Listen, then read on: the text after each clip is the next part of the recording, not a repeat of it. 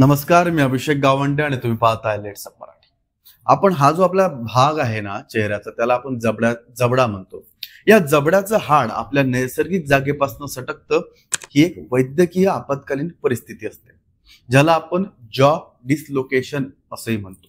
हा काही आजार नाहीये, ही फक्त एक अशी परिस्थिती आहे ज्यात तोंडाशी निगडीत कृती करताना असं घडतं आणि हे कोणासोबतही घडू शकतं. हा एक प्रसंग आपण तुम्हाला दाखवतोय. आज हा व्हिडिओ का करतोय, कारण असंच काहीतरी घडलेलं आहे. आपत्कालीन परिस्थितीत फक्त डॉक्टर वेळेवर उपलब्ध झाले म्हणून एका तरुणाला जीव वाचला त्याचा. हा एक प्रसंग पहा.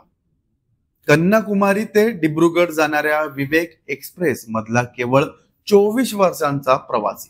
त्याला अचानक जबड्यात वेदना जाणवू लागल्या. बोलणं बंद होत गेलं.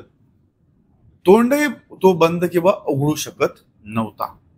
आता प्रवाशाला झालं काय होतं तर जॉ डिसलोकेशन, म्हणजेच जबड्याचं हाड आपल्या नैसर्गिक जागेपासून सटकतं. ही एक वैद्यकीय आपत्कालीन परिस्थिती आहे.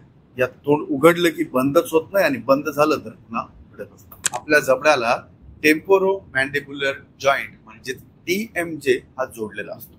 सांधे आणि स्नायू मिळून जे तोंडाचं उघड बंद होणं असतं ते सुरळीत पार पडलं. पण हा जॉ डिसलोकेशन कशानं होतो तर आपण अचानक जांभई देतो.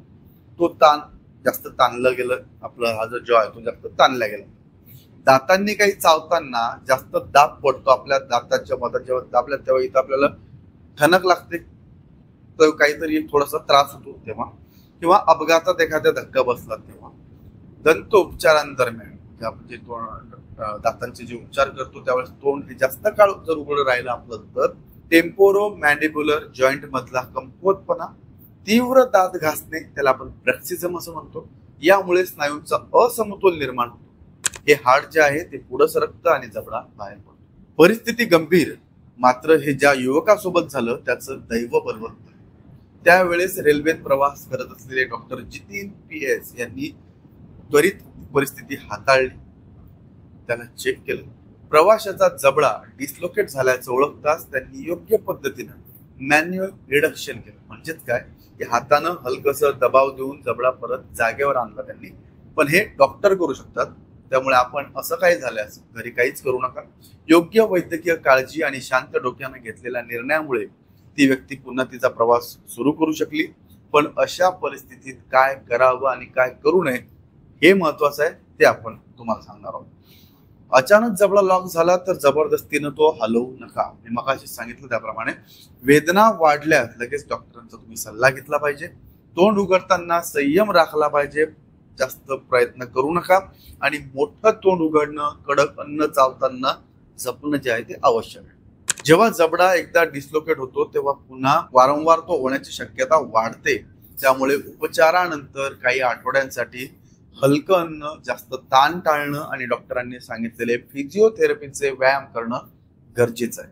लहानसं वाटणारं पण घातक ठरू शकणारं हे प्रकरण योग्य वेळी हाताळलं गेलं म्हणून एक जीव वाचला आणि प्रवास त्याचा पुन्हा सुरक्षित सुरू झाला.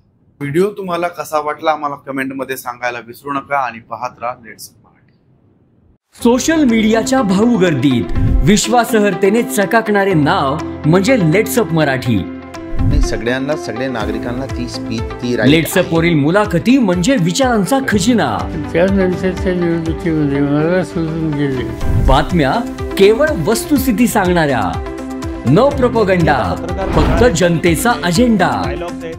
क्योंकि आने वाला कल जाने वाला है, जाने वाला कल आने वाला है. राजकारण, मनोरंजन असो की क्रीडा क्षेत्र, महाराष्ट्राची स्पंदने संवेदनशीलतेने टिपणारे माध्यम म्हणजे लेट्स अप मराठी.